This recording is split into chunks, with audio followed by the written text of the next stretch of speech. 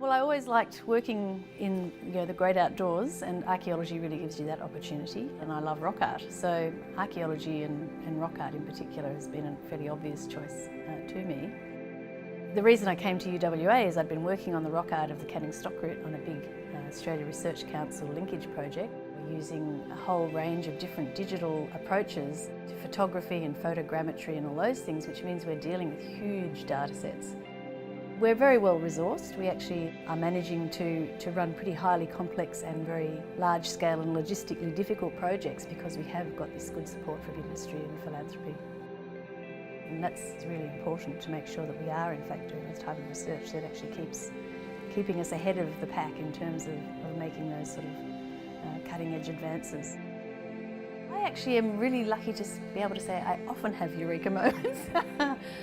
I think that's one of the joys of doing archaeology in Australia. It's still a relatively young discipline.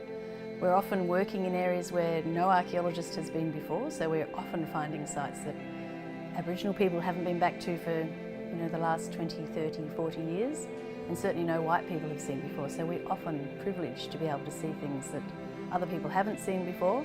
I think if I hope that my research has any impacts, it's in terms of building a much better understanding by all Australians of how extraordinary and how magnificent our conservation estate is. I think it's every thinking person's role to actually make sure we understand the dangers of not listening to things like climate change. I think it's everybody's role to make sure that we don't step into an abyss through ignorance. I think that's every university hopes that in fact what they're doing will be producing research that allows society to actually get better.